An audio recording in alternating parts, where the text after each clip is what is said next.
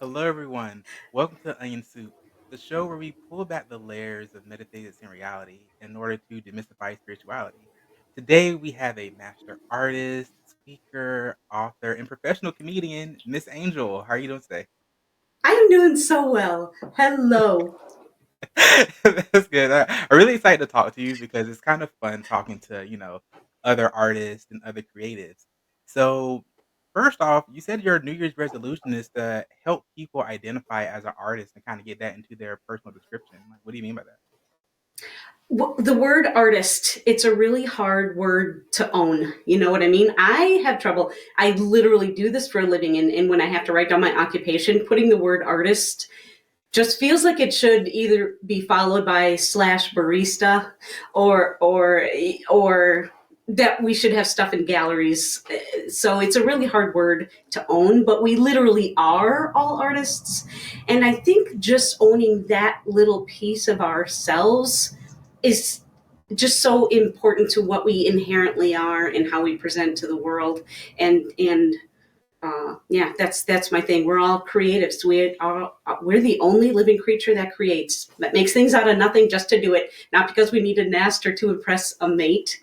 And doing this stuff is so inherent to what we are as a creature. I really feel like we should own that again. You know, we've been um, only selling art to each other for 500 years. That's a blip considering cave art is tens of thousands of years old. Right. We've been expressing ourselves longer than we have been eating on the regular. Crop growing way younger than cave art, the Yeah. proof of organized agriculture, right? So, and we've only been selling art to each other for like the last 500 years. That's just a little blip, but Mhm. it is how we judge what an artist is. Are we a professional? Do we sell it? Yeah. And so yeah, that's my goal, to get everybody to throw artist on their LinkedIn profile or wherever it is they identify. Right. The different identifiers you have nowadays that Yeah, you go exactly, by. exactly. you know, He, she, they, well, artist, right in there. right. So, like, what exactly is art though? Is art like any form of expression? Or because like for a long time, I actually didn't consider myself an artist. And I love to cook. I love to cook. And one day, one of my friends was like, "Well, it's literally called culinary arts." So, like, Literally in the title, Dexter. right, In so the title. you know, so I'm That's like, good proof, though, that it's such a hard word to own, isn't it? But yeah, there's art. so much. Good question. What is art? But what is creativity? Anything that wasn't there before that you have made up, and food counts in that. Is something you have created that is, uh, uh, yeah, that is, to me, that is art. Anything created. So, Yeah, and that could be a garden. what led you to it? Like, what led you to art? Well, I was always that kid in a school at 7. I was helping the teacher decorate the bulletin boards, and in high school, I thought uh, uh, designing greeting cards was just would be the best job on the planet. So I was always that kid, Mhm. and went about my business doing art like you do. And then one day I heard of paint night, the paint and sip sort of situation where you go sit in a bar and somebody teaches you a thing. And I thought to myself, as a comic and an illustrator, I am so uniquely qualified to do that. I'm going to call them to let them know. And they said, "Oh, awesome. You can do it on Tuesday nights at this bar." And I thought, Hmm. I'm just going to buy easels. So I did. So I've never attended one of these things, but it's what I do. And as people would come in, I started realizing that most people come in the door saying this: "Don't expect much out of me. My third grade teacher told me I will never be an artist. Don't expect much out of me. I can only draw stick people." And I thought, oh, No, you can do more, and you just don't know that you can. You haven't given yourself permission to. And mom was a therapist. That's probably why my brain goes to the why of everything. So I really started to develop answers to that why. That's how I got to where I am today. So I really my classes are more TED talky on how important this is than while I'm teaching you how to paint a thing. Yeah. So why is it important though? It because it is the core of what we are. So I think it is the basis of self-worth. So if you can sit down for an hour and go, holy crap, here's a thing I didn't know I can do, and I actually Mhm. can do it. What else can I do? That's such a great attitude to take into the rest of your life. And that's just one aspect. Also, it's really good for lowering cortisol levels. So it's really good for anxiety and depression and sleeplessness doing arty things. It's like meditating with a parting gift. In my estimation, when I try to meditate, I spend 15 minutes just beating myself up because I can't shut off my to-do list. But I can draw or paint for 2 hours and then it goes by like that. There's real meditative quality in that, right? Yeah. So that. I love what you say about, basically, it's like meditating with a parting gift because a lot of times when people think meditation is all sitting there in absolute silence, and yeah, there are some forms of meditation that's like that. But when you do art and when you're creating, you enter the flow state, and then Yes. that hour you were talking about a second ago, it just flies by. You Yes, know? yes. I knew that you would know what I'm talking about. It is kind of impossible to go to a to-do list Mhm, when your hand is involved in the concentration on paper on other surface. mhm, You're getting a whole other sensory thing involved besides just calming the mind down. It's yeah. almost impossible to go to the to-do list then. That's why it's so valuable in that way. Yeah. I don't know about you, but sometimes I do kinda get in trouble because I will sit in front of I do, a lot of digital art, so I draw on, like, my iPad using Procreate. Procreate's a great device, people have never used So good. it. You know? And, but I will literally lose hours. Yes. Yes. And I'll look Is it up a bad thing though? yeah, well, I have other things that I should probably do around Yeah. the house. You know? Yeah. But it's so much But you also can sit down on a social media platform or on YouTube, and all of a sudden 2 hours go by. So which is worse? exactly, doom scrolling, is that what they call it? Yes, doom scrolling. Oh my gosh, Yeah, but, so you were talking about how you take inspiration from I thought it was great, Bob Ross, Leo I was gonna try to pronounce the name, Bersky? you're so close. Buscalia, Leo Buscaglia, Buscalia. yeah, but also Dory. Dory So the fish. yeah. Almost every day, Dexter, somebody says to me, "Has anyone ever told you you sound like Ellen?" And I don't think it's so much that I sound like Ellen as I have Dory the fish energy. Would you agree? I think that's pretty much what that comparison is. But I Yeah, kind of Bob Ross for a living, and I'll tell you who Leo Buscaglia is. Back in the 70s, he taught a class at University of Southern California called Love 101, mm, and he taught college kids about loving yourself and loving everybody else just to do it, not because they earned it or whatever, and how important that is to everybody. I kind of feel like that's a little bit of my message too about your own self worth, and it's just so free to say to somebody, "I love your smile." He used to walk around campus, Leo Buscaglia, little Italian man, saying, "You've got beautiful hair. I love your scarf." And people would say to him, "Do I know you?" And he'd say, "Wouldn't it be great if you did?" He's an amazing man. Look him up. Yeah, it's a reference that probably doesn't mean anything to a lot of people anymore today, but I he looked was a him up, very much an inspiration for me. Did I looked you? him up right before this, yeah, and I was telling myself I'm gonna say this name properly, but and I didn't. Buscaglia. It's not, it's Italian. It's a Buscaglia. tough one. I love that, Leo Buscaglia. Find him on the YouTubes. There are some of back in the day, public television when they would have their fundraising drives, they would show his speeches that he would go around and give to different college campuses. Find them. He's a super inspirational guy. Yeah, he was also known as Doctor Love, right? Dr. Love, yeah, yeah. So, and Mhm. I just loved his and like I said, I just read really brief about him, but I just loved his whole message, exactly like you said, Yeah, like spreading yeah, love, happiness, joy, and honestly, love and positivity begets more love and positivity. So when you spread it, it's literally infectious. I guess so are like the other emotions, yeah. but love is a good one to spread around. Love is the best one to spread around, isn't it? I Right. totally agree. Yeah, so like as an artist, do you ever feel judged for your art? Judged? Yeah, judged. Oh, um, yes, but mostly by myself. Oh, Because, interesting. I feel like that's yeah, just an because artist trope. You know? it is no, it is the thing. Your worst critic is you. This is also what I find in my classes, which is so interesting. I teach all virtually now. I teach corporate events and public events, but Mm, people from around the world, and we get started, and all we're doing at first is putting a lot of blue on the canvas, and then we start painting things, and then the self judge starts coming in. It doesn't look like the teachers. It must be wrong. And so at that point, I make everybody show their canvas. And do you know what everybody does?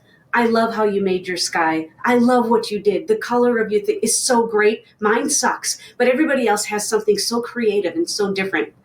We naturally look for the good in others. We really do in others' arts, and we're critical of our own, right? And yeah. so I like to tell people that I am not great at math, but I know that math doesn't work out. If we are all thinking ours is the only sucky one, Mhm. it can't be true. So it's a great place to practice a little self kindness, and it is a great place to turn the neuroplasticity is a good buzzword Yeah. today, isn't it? Is a good way. If when you start to hear that little voice go, this is not good. Oh no, that is not true. I am nailing this. It's a great place to practice this because it's outside of your body, your art. So it's a little bit easier to turn the message around than something that is more ingrained in you, but it's great practice for turning it around in there. Um, yeah, I really do think that for the most part, people look for good. Now, behind the mask of social media, some people go to the mean place. I don't find it very often myself. I've seen it in other things, not really art related. That's really says more about that person, I think, than the person they're talking about. I'm not the best artist, I will be honest with you, and I don't mean that in a self-deprecating way, but that is okay. It's not the reason to do the art. Mhm. Do the art because it's good for you. Just like yoga, you're way better on day 800 than you are on day one, but it's good for you on day one, right? Oh, That is that is what I want people to do it because it's good for you, and you'll get better. But good or bad, it's not the reason to do the art. yeah, I 100% agree with you. I think that a lot of Yeah. times we are so negative towards ourselves, Yes.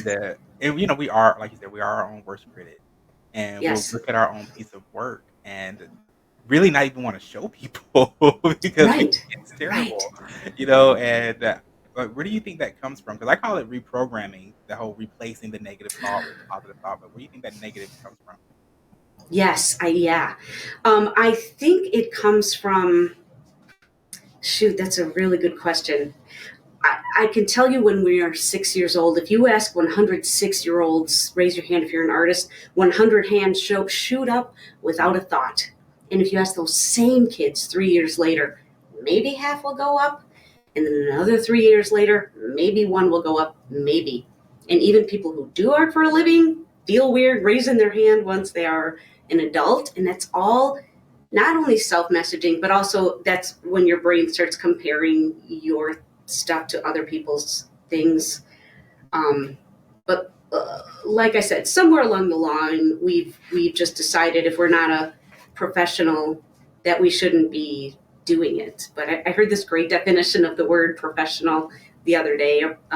Or an amateur is the word that we use to beat ourselves up if we're not good at a thing. Mm. But a professional is somebody who gets paid to do a thing, and an amateur is somebody who does it for the pure love and enjoyment. Isn't that a way better way to look at the word amateur? Interesting. I do like that. So Yeah, does that mean yeah. that the amateur can never become professional? Nope. Nope. You get paid for thing. Oh, bing, you are a professional. But professional isn't the mark of the value. Yeah. That's the thing. Yeah, I mean, the value is what you place into it, just like anything in life, we Yeah. place our own Yeah. expectations on things and our own descriptions of Yeah. things. It's funny when I Yeah. first I tr- got started. Go ahead, I'm sorry. no, no, no. I want to hear your story. No, I was gonna say when I first got started with, my other business, Chocolate Wonders, which we do pictures like this and the shirt that I'm wearing Beautiful. and stuff like that, and even the mug. Also, the sacral So chakra good. is all about creativity, that's why I wore that one today.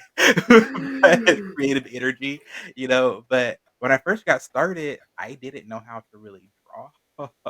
And really? I was literally like, the one I'm wearing on my shirt, I actually drew this image with my finger because I didn't have the iPad, and I was sitting on my laptop, and I was just on the mouse just You drawing. moused that? Yeah, and then well, okay, so for pure disclosure, or transparency, this is like the 3rd iteration. It's So, beautiful. yeah, the first version was completely by finger. You can kind of tell if you ever happen to come across the original version. But, yeah, I did everything with my finger, and I just started practicing, and I thought it was terrible, but the people around me were so supportive, like, See? "Yeah, no, do it, just We're do it." not good judges. We're not good judges. Our first instinct is to go to suck. Yeah, And I don't know why, but this is another thing I tell people in my classes. If Van Gogh and Andy Warhol mhm, were both here and trying to paint like each other, mhm, they would both feel like failures, wouldn't they? Because Andy Warhol can't be that clean, that neat, and Warhol can't be that free. And but both have value, right? And Van Gogh doesn't speak to everybody, his art, and Warhol's doesn't speak to everybody, and that is okay. Again, it's not the reason to do the art, but if we all were great and did it this one certain way, what would we bid on at Sotheby's like we do? you know yeah, it's my favorite piece of art. I trade art with other professionals, but the one piece that I have that brings me the most joy is a painting of Elvis and Marilyn Monroe. Elvis's skin is green and Marilyn Monroe's hair is impossibly yellow. And I'm pretty sure it was done by an 8th grader because it's on poster board, but it was framed beautifully and in a Goodwill. And I saw it in the window and turned around twice as I'm leaving the parking lot. I'm like, I have to own that. And it's hanging in a place where I can see it from my desk because that thing makes me smile and gives me so much joy. mhm. That is priceless to me. And you know what I mean? So, and it's things hit different people in other ways. But like I said, it's not the reason to do it.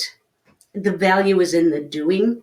And I really do think that if you are able to find the value while you are doing it, somebody else is going to feel that value when they look at your art. I really do believe that. Yeah, I feel that when I started really putting myself out there, people I would say the art that I put out there found who needed it, if that makes sense. Yes. You know what I Yes. mean? Because a lot of times, Yeah. if I'm being judgmental, I would have somebody come up to me and be like, I needed exactly that. I really appreciate everything that you're doing. And I'm just like, wow, because I wasn't gonna put it Yeah. out there. So, Yeah. Yeah. but we're gonna Yeah. take a really quick commercial break.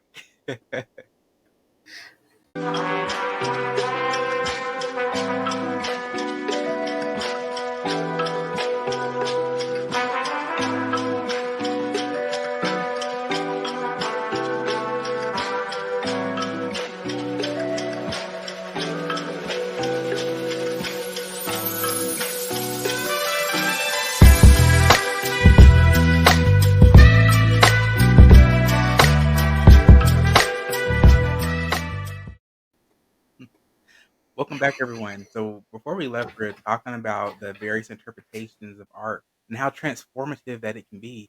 So, in what ways has art transformed your life? Oh, where to even begin? How has it transformed my life? In a couple of different. The first thing that I think of is it allows me to think. I want to say use the phrase outside the box, but that phrase is so overused. But it really applies. So like say the pandemic happened, right? And my business as I knew it ended. Mm, My brain didn't go to, well, now what am I going to do for a living? It was like, what else can I do to do this thing? What else can I do? And that's something that another good mini lesson from art. Well, I got this black smudge now on the top of my painting. What can I do? I'll make it a bird. That kind of thinking comes from art. Um, the idea that nothing is ever what I've decided it is, right? Mhm. It can be larger or smaller, meaning I can give more or less importance to a thing, both on my canvas and in real life. This thing that annoys me, I can just take my focus away from it and look at something over here instead. That is another really great thing that art has given me. It's also given me a sense of community. I love to hang out with people who love to do art and talk about their process or about new things that they try on paper or new places they find to show their art. Um, yeah, it's done a lot for me. So would you say that art has helped you to kind of reshape the way you view reality? Because like you said before, when the pandemic happened and you lost your business, a lot of people would have just thrown up your hands. But as an artist, you kind of look at that as like you said, a new opportunity. So that's just literally Yeah, doing things differently. yes, it was exactly that. It's like, well, we're all stuck at home. We've all got cameras. How can I do that? People are meeting. How can I do this? And one of the ways that I changed what I do is I used to teach on a really big canvas. It Mhm. just doesn't work in a smaller format. So I started teaching on a tinier thing like this. And getting paint to people, my first solution was to get tiny little Ziploc bags that are made to be mini freezy pops and squeeze paint into those. It was so messy, Dexter. But later I'm like, oh, they sell tiny tubes of paint. I can just got those, and so I'm always looking for ways to make things a little bit better. And I really do feel like that's create my creativity side shining. What is another way? What is another way? Just like what is another way I can look at a tree? What is another way I can? This thing is so complicated. What is another way I could look at it? This building. If I want to paint this building, oh, it's really just a big square with more squares in it where the windows live. I can do that. I can break that down and make it something manageable. And I do the same thing with big overwhelming things in my life. How do I just break this down into little squares? Yeah, it's so funny you say that because my next question was actually like, how do you use your creative nature in your normal life? Because I know for me, I if something doesn't work, I'm really quick to be like, well, I'll figure something else out. There is a Yes. solution. It's just that first one might not, the first thing I thought might not have been it. You know? Yes, yes. When you stare at something that is Yeah. for too long, not too long, but for a long time, it's hard to imagine it in any other way. Mhm. But if you stare at something next to it a little bit, this thing shapeshifts a little bit while you're giving your attention over here, and that little bit of a shapeshift that's happening over here in your periphery helps, right? That's just oh, it's not necessarily that. Maybe it can also be this. It can also be that. Yeah, that little bit of mindset I think comes from art as well. So when it comes to creativity, and you say you work with a lot of businesses, like how Mhm. does teaching them to be creative as far as the business construct is concerned, how does that help with the cohesion of the business? Well, outside the box thinking is definitely a thing, but also the stress of the work. Mm, So, one of the classes I like to teach is mindful doodling. Not just doodling, doodling is awesome, but doing it with intent, from the intent of the pen hitting the paper to the intent of the line and the intent of the pen lifting off from the paper. So, each line is more intentful, and that helps with, like I said, the anxiety, depression, sleeping issues, concentration issues, self worth, even, yeah, concentrating as far as taking in more, taking in more information during meetings. If mm. you doodle during meetings, you retain more of the info that you are taking in at the same time, which is an interesting thing. And So that's all from the doodling thing. And from painting, it's a group activity they do together, and they really do bond over the I, I'm fearful to speak out. I'm fearful to expose to you what I'm doing. But then we all look, and everybody's like, "Oh my gosh, I love what you're doing! It's such a great, positive way to get feedback to your fellow people." And also, they are kind of like, "Oh, you're struggling with that thing? Try putting this on there. Try doing this little thing." So it's a great way for them to practice working as a team as well. Wow. Yeah, I 100% agree, like, by being able to have the whole group work together on creative projects, it is great bonding and a good stress reliever, and it's funny what you said about the doodling. I'm like, "See, that's probably why I got okay grades because I was drawing the whole Yes. time." Yes. We only Yes. have about Yes. a minute or so left. Is there anything you wanna leave with the audience? Just try it. There are reach out on my socials, but also there are a million YouTube videos on how to do a thing. Go find a thing, be brave. Don't do it because you're good at it. Don't avoid it because you're not good at it. Do it because it's good for you. It's such a great place to practice a little self-kindness and to say to yourself today, I nailed this. Yeah. Oh, wow. Well, thank you so much, Miss Angel, for coming on and talking about art and creativity. I definitely wanna have you back on because I just wanna do, like, a Please. comedy show. So and thank you everybody for tuning in today. I hope you all have a great one. Bye. Bye.